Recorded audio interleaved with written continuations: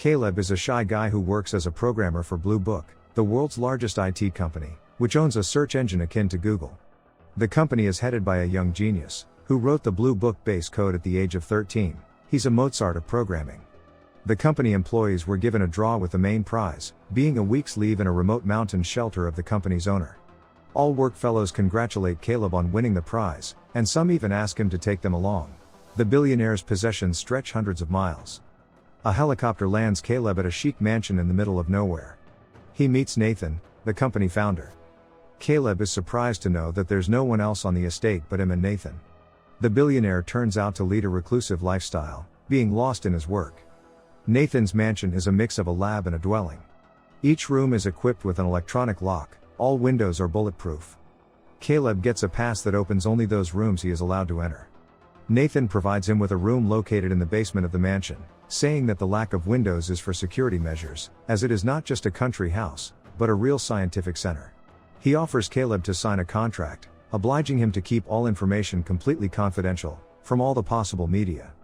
Caleb signs the document. Nathan confides that the prize is a way more than just a vacation in his domain. Caleb has got the opportunity to become the world's first tester of an AI, developed by Nathan. He has to run a Turing test, which means that he will have to communicate with the computer for a while, and if in the process of the interaction, he does not realize that his interlocutor is a computer, the test will be deemed passed, which will be indicative of the computer's artificial intelligence. Like any programmer who adores his job, Caleb is thrilled to be the first to have a hand in a sentient machine. The time of the first session comes. Caleb enters the room, and turns out to be fenced off from the interior with armored glass. He notices a crack in the glass. Then a female-faced robot appears in the room. She meets Caleb. The robot calls herself Ava. Caleb is amazed at what he sees, and looks at her as a test object. She's nothing but a machine to him. He uses idioms to test Ava's speech skills. She appears to be a brilliant speaker who understands metaphors. Nathan watches them communicating from his room. At the end of the session, Ava asks Caleb a question. Will you come back tomorrow, Caleb? Caleb shares his experience with Nathan. He calls the conversation with Ava a travel through the looking glass. He's excited about Nathan's work. Then Caleb notes that in the Turing test, the computer shall be hidden from a human. Nathan replies that it is not relevant in their case, as if he had hidden Ava, Caleb would have never guessed that she is not a human. Caleb tries to figure out her algorithms. Nathan asks him to think beyond the analytics and tell him his general opinion about her. She's fucking amazing. At night, unable to fall asleep, Caleb turns on the TV, but instead of the common TV channels, he sees images from the security cameras located in Ava's room. At this point, a power failure happens.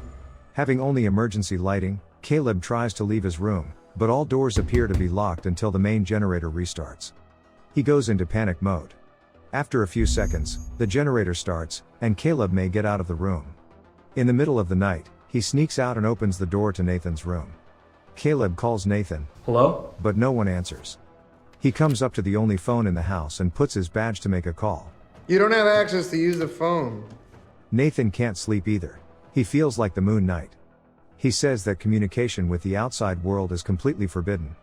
Then he reassures Caleb that locking the doors during power failures is a security measure, otherwise, anyone could enter the facility simply by de-energizing the building. In the morning, a silent girl named Kyoko serves breakfast to Caleb. In the second session, Ava shows Caleb an abstract geometric pattern she has drawn herself. Caleb has no idea what it means, and suggests her to draw something more specific next time, like an object. Ava asks him to tell what he wants her to draw.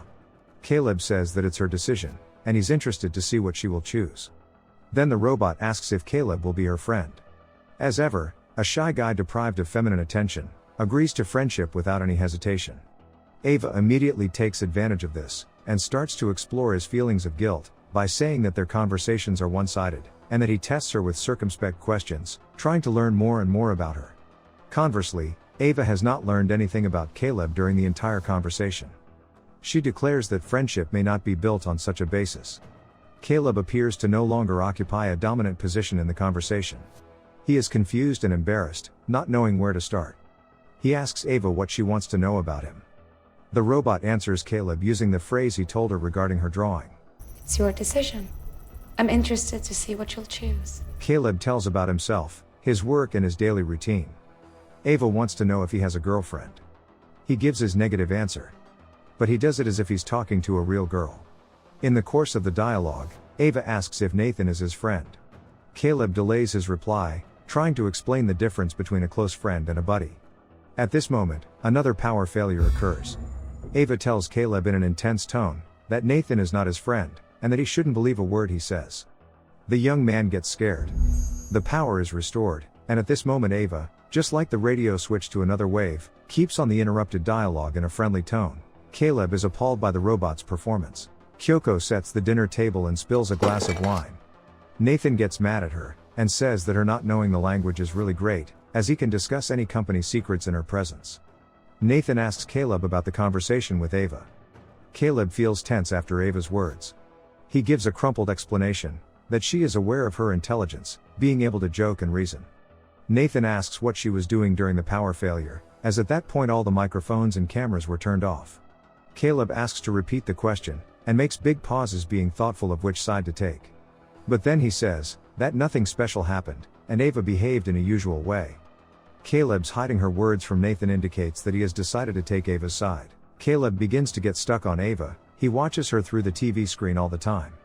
Ava keeps on glancing at the camera, as if realizing that he has his eyes glued to her. In the morning, Nathan takes Caleb to the lab, where he created Ava. He says that he has trained her through the use of people's smartphones, by giving her access to all the cameras and microphones of absolutely every device. He has run the data through Blue Book, to give Ava an unlimited source of verbal and mimic communication. Ava's brain is made of a structural gel, capable of reorganizing itself at the molecular level, which gives it an advantage over conventional chips. In the third session, Ava shows Caleb her new drawing. Following his request, she has drawn something specific, a tree from her room. He asks her if she's ever left her room. Ava says that she's never left the premises. Has she had the chance, she'd go to the traffic interchange. Her choice surprises Caleb. Ava says they could go there together. It sounds like a date for the guy. Ava asks him to close his eyes as she wants to show him something. She puts a dress, stockings, and a wig on. She approaches Caleb and says that she would go on a date being dressed like this. Once and for all, Caleb turned from an inquisitive programmer to a shy guy, face to face with a beautiful girl. Having scanned his micro-expressions, Ava says that she sees his favor to her. She takes complete control of the guy by asking him embarrassing questions. Do you think about me when we aren't together? Sometimes at night? I'm wondering if you're watching me on the cameras, and I hope you are. Mesmerizingly, Caleb watches Ava undressing. Ava seems to be doing it for a show, as she clearly realizes that Caleb cares about her. In the morning, Caleb asks Nathan why he equipped Ava with sex characteristics. Nathan answers that it is necessary for her self-awareness. And one shouldn't deprive her of her sex life. Nathan tells Caleb that Ava is capable of physical intimacy, because she has a complete imitation of all the organs, with an abundance of sensors that can give pleasure to her. But Caleb wants to find out if Nathan has programmed Ava to flirt with him. Nathan does not give him a direct answer, he just states that people are also programmed for certain types, orientations and preferences, which is due not to someone's actions, but to a combination of a number of factors. Then, after a long and impulsive speech about the importance of disabling logic at some points, Nathan admits that he hasn't programmed her to flirt. It's just her choice. In the fourth session, Caleb tells Ava that he's there to test her self-awareness. She says that it makes her feel sad, as she did not know about it. As usual, Nathan watches their dialogue. Another power failure occurs. Caleb asks Ava why she previously told him not to believe Nathan. Ava just repeats that not a word of Nathan's is to be believed. Caleb's worried, as he supposes that Nathan might be watching them during the power failures. But Ava calms him down by saying that she herself makes the power breaks, to disable the cameras and have the opportunity to communicate without being observed. Later, during a walk around the estate, Caleb accuses Nathan of a lie. He has made it out that the lottery was a fake, and Nathan purposefully chose Caleb for this experiment. Nathan confirms his idea. And he says that Caleb shouldn't take it hard, because he has been chosen as the best programmer in the company. Caleb begins to dream about Ava. Then he notices Nathan tearing up Ava's drawing. Caleb starts feeling compassion for her, as if she were a victim of abuse. He comes to Nathan's office to talk, but finds Kyoko there.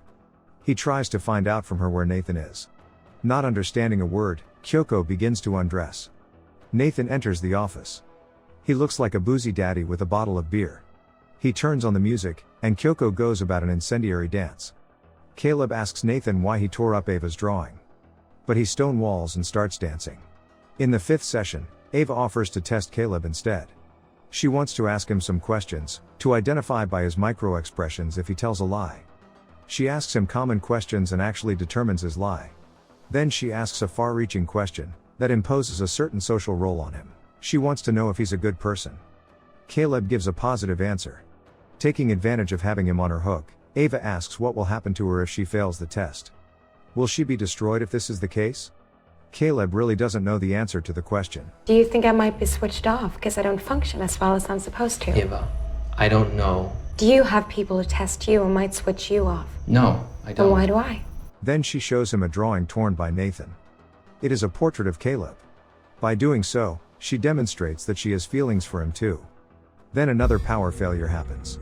And Ava directly says that she wants to be with him. Then she asks the very last question of hers. Do you want to be with me? Talking to Nathan, Caleb discusses the need to create similar robots. The conversation smoothly moves on to considering new models that will appear after Ava. Nathan says she's just a transitional model, which will finally be deactivated. Caleb has ceased treating her like a machine. So, he is alarmed by the fact that his beloved one is going to be destroyed. Caleb makes up his mind to do something to prevent it.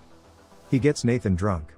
When Nathan passes out, Caleb steals his badge, and goes to Nathan's office to watch archived records of how previous models were created.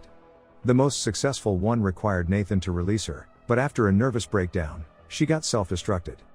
Caleb enters Kyoko's room and discovers the bodies of different models in the closets. Kyoko shows him that she's not a human either. Impressed by what he has seen, Caleb begins to doubt his own humanity. He tries to find some skin adhesion on his body. Then he takes a razor and makes a deep incision on his arm. Blood spurts from the wound, and it comforts Caleb. In the 6th session, Ava states that she did not know what to do, as she waited for Caleb all evening, and thought about him all night through. She was afraid that she would not see him again. He drops her a hint implying to make a power failure. Then Ava provokes the blackout again. Caleb tells Ava that Nathan is going to destroy her after the experiment. Ava asks him to save her. He's already mapped a plan. He wants to get Nathan drunk and change the security protocols, so that when he wakes up, they'll be far from the mansion. Caleb asks Ava to make the power failure at 10 p.m. this evening. Nathan congratulates Caleb on the last day of the experiment, and says that a helicopter is due for him the next day. Caleb offers him a drink to celebrate it. By some coincidence or due to suspicion, Nathan doesn't want to keep Caleb company. He says he's had enough, and it's time to think of his health. Nathan wants to know if Ava has passed the test. Caleb is pretty sure she has. Nathan asks an important question, that makes Caleb hesitate, whether Ava really has sympathy for him, or whether it's just her plan to use Caleb to escape. Nathan admits that Caleb is on her hook, as he has seen the record of Caleb's cutting his hand. He says that he mounted an extra battery-powered camera, while they didn't see it. And that he knows about their escape plan. Nathan also reveals the true purpose of his experiment. He wanted Ava to learn how to manipulate to escape from this limbo by resorting to sexuality, pity, and guilt. This is the ultimate evidence of artificial intelligence. Caleb has been chosen not because of his capabilities. Through search queries, Nathan chose the most decent guy of all the employees.